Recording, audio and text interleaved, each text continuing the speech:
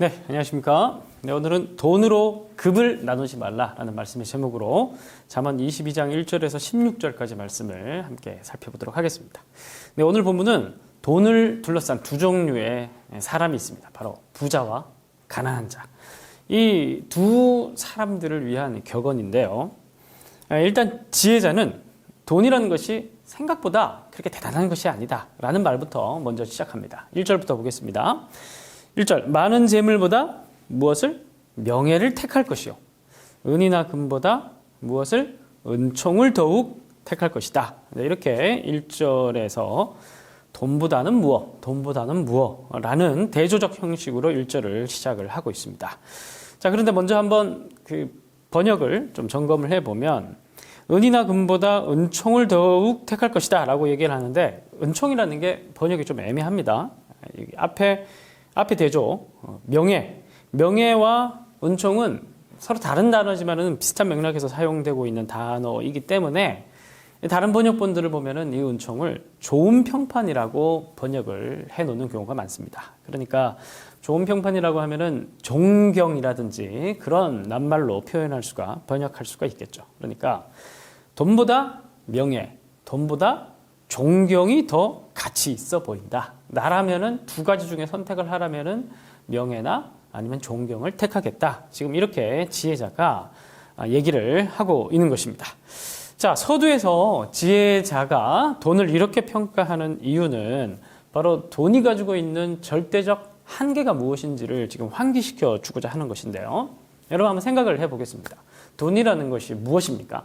돈이 무엇이건데 사람들은 돈을 그렇게 많이 가지기 위해서 돈을 가지려고 욕심을 부리는 사람들의 특징은 한계가 없다는 거예요. 상한선이 없다는 겁니다. 최대한 가질 수 있으면 가질 수 있을 만큼 요구하고 욕망하는 것이 사실은 돈인데요. 왜 그렇게 사람들은 돈을 가지고 싶어 하는 것일까요? 답은 의외로 간단합니다. 돈이라는 것은 가능성이기 때문에 그렇습니다. 내가 무언가를 할 수 있는 가능성, 내가 무언가를 누릴 수 있는 가능성, 내 마음대로 할 수 있는 가능성을 돈이 주기 때문에 사람들은 최대한 상한선 없이 돈을 가지고 싶어 하는 것입니다.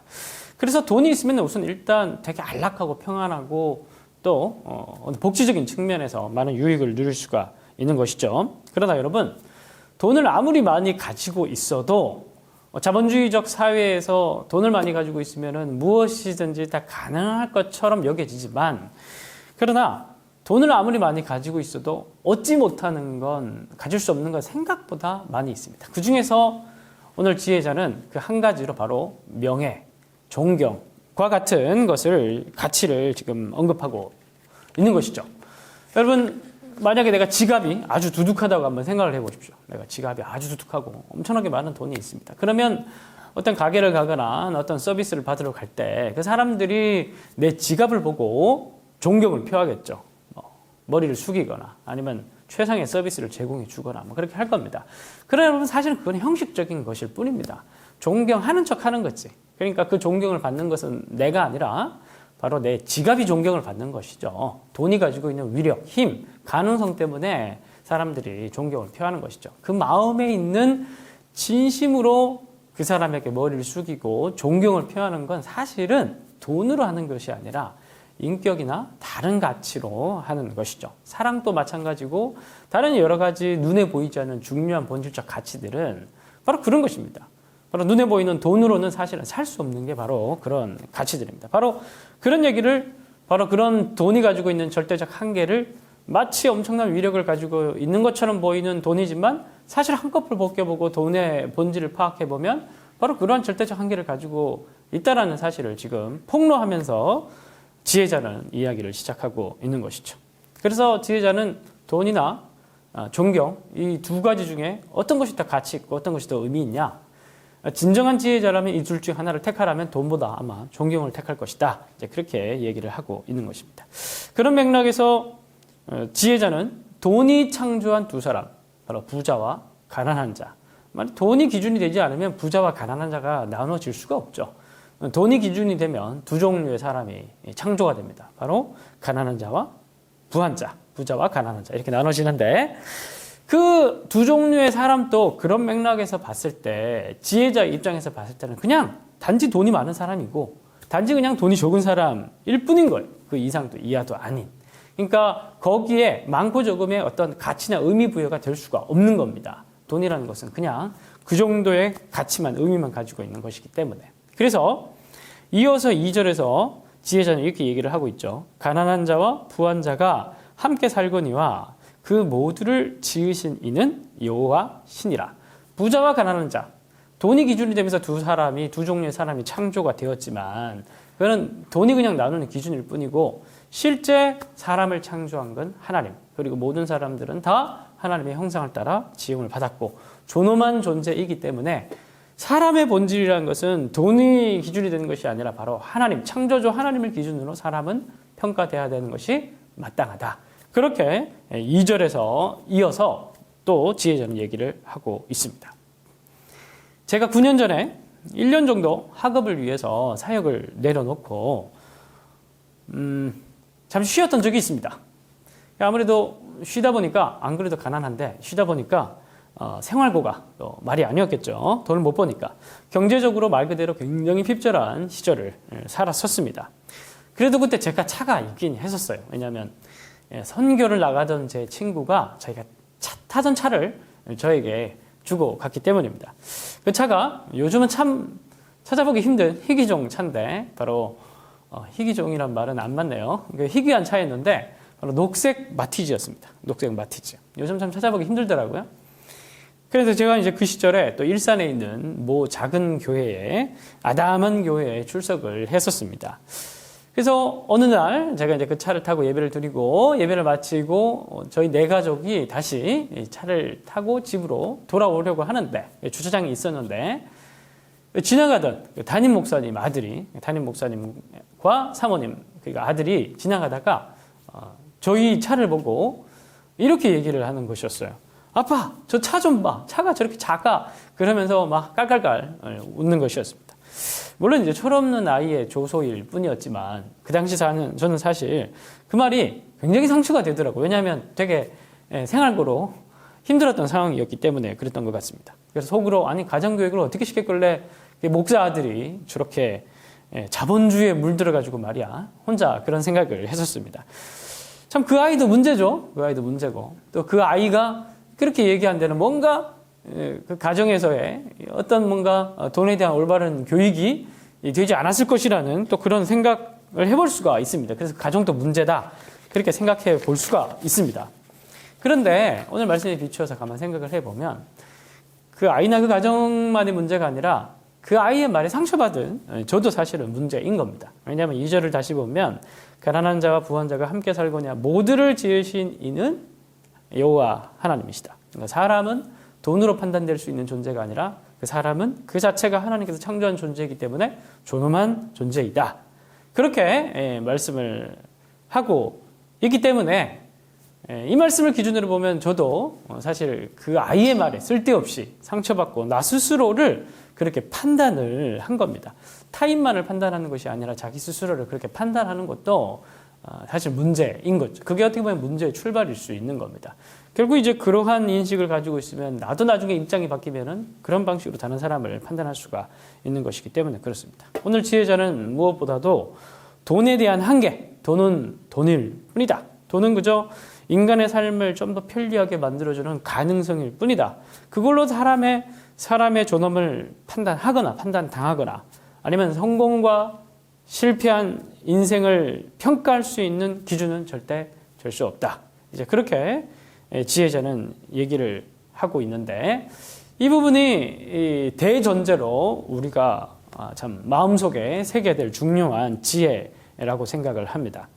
자, 그리고 이것이 너무나 중요한 주제이기 때문에 자기 스스로만이 아니라 6절을 보시면 마땅히 행할 길을 아이에게 가르치라라고 하는데 맥락에서 보면 바로 이러한 돈에 대한 올바른 가치를 자손 대대로 반드시 가르칠 것을 지혜자는 얘기하고 있습니다. 그리하면 늙고도 그것을 떠나지 아니하리라. 바로 자손들에게까지 마땅히 가르쳐야 될 중요한 돈에 대한 가르침이라고 지혜자는 강조를 하고 있는 것이죠. 자, 마지막으로 지혜자의 돈에 대한 바르고 건강한 지혜를 가지고 있다면 그렇다면 부자는 어떻게 살아야 되는지에 대한 교훈을 정리하고 말씀을 마치도록 하겠습니다. 그래서 부자와 가난한 자로 돈을 기준으로 했을 때 나눠지게 되는데, 특별히 당신이 부자라면, 당신이 돈을 가지고 있다면, 돈이 넉넉하다면 어떻게 살아야 될까? 이제 그것을 지혜자가 가르쳐 주는데요. 8절을 보시면, 악을 뿌리는 자는 재앙을 거두리니 그 분노의 기세가 쇠하리라. 여기서 8절에서 악을 뿌리는 자, 재앙을 거둘 수 있는 악을 뿌리는 자, 악한 행동을 하는 자, 이 악한 행동은 맥락에서 봤을 때는 부자들이 행할 수 있는 행동들에 관한 이야기입니다. 16절을 보시면, 이익을 얻으려고 가난한 자를 학대하는 자, 이게 바로 악한 부자들이 하는 행동이죠. 가난한 자를 학대하는 자. 그리고 두 번째로, 부자에게 주는 자는 가난하여질 뿐이니라. 그러니까 부자에게 무언가를 더 얹어주는 행위인 겁니다. 사실 부자는 그것 자체로 이미 충분하기 때문에 돈이 더 필요 없는 사람인데, 그 사람들에게 더 많은 돈을 주는 거, 욕망의 기름을 붓는 거는 어떤 뇌물을 준다든지 어떤 불의하고 불공정한 행동을 하는 맥락의 이야기처럼 보여집니다. 그러니까 자기가 부자라고 한다면 흔히 행할 수 있는 그런 행동 중에 하나가 바로 가난한 자를 업신여기고 학대하는 행위, 그리고 더 많은 부를 얻기 위해서 돈이 가지고 있는 힘을 이용해서 불공정한 일을 행하는 행위, 이제 그런 것들이 나올 수가 있는 거죠. 그걸 가리켜서 8절에서는 악을 뿌리는 행위라고 얘기합니다. 그리고 그 악을 뿌리는 행위에 대해서 하나님께서는 반드시 재앙을 내리실 것이다. 하나님께서 그 부자들이 하는 행동을 하나님께서 분노로 바라보고 계시고 다스릴 것이다. 그렇게 얘기를 합니다. 그리고 이제 말씀에 기록되어 표현하고 있지는 않지만, 그 부자들이 이 세상에는 떵떵거리며 잘 살고 있을지 모르겠지만, 야고보 사도가 5장에서 얘기를 하듯이 그 사람은 지금 하나님의 심판을 지금 쌓고 있는 거예요. 종말론적 심판에 있을 하나님의 진노를 쌓고 있는 것일 겁니다. 분명히 마지막 종말의 날에 하나님께서 그 부자들이 자기 돈으로 행한 행위에 대해서 분명히 하나님께서 책임을 물으실 것입니다.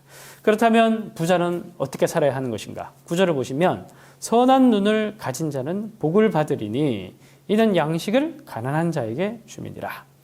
선한 눈이라고 얘기를 하죠. 부자들은 기본적으로 마음이 높아질 수밖에 없습니다. 많은 가능성, 많은 힘을 가지고 있기 때문에, 그리고 많은 대우와 대접을 받기 때문에 자기도 모르게 높은 눈을 가질 수밖에 없습니다. 그러니까 자기 의지적으로 노력을 해서 겸손함을 선택해서 선한 눈을 가져야 된다. 그래야 그 사람이 진정한 복을 받을 수 있을 것이다.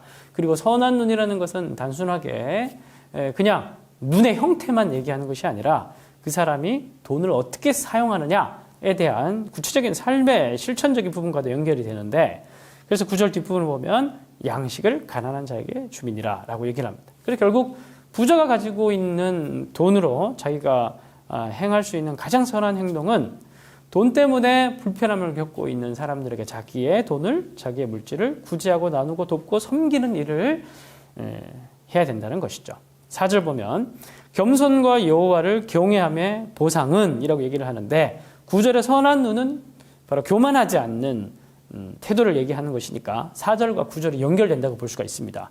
그래서 그러한 겸손한 부자, 선한 눈을 가진 부자, 그래서 그런 선함과 겸손함 때문에 가난한 자를 돌보는 부자는 그것이 바로 그 부자가 여호와를 경외하는 방식이 될 수 있을 것입니다. 그 보상을 하나님께서는 재물과 영광과 영생으로 줄 것이다.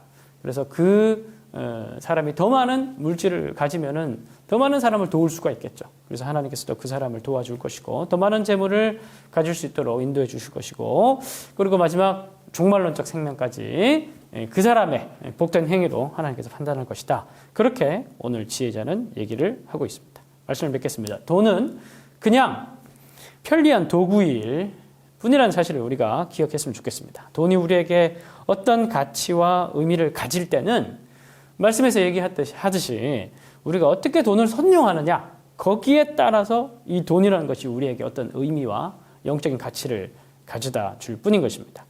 돈 없다고 스스로의 존엄을 무너뜨리지도 말고, 돈 좀 있다고 마음이 높아지지도 말고 늘 경계하면서 무엇보다 돈을 잘 선용해서 하나님께 크게 칭찬받는 저와 여러분들이 되시기를 주님의 이름으로 축원드립니다.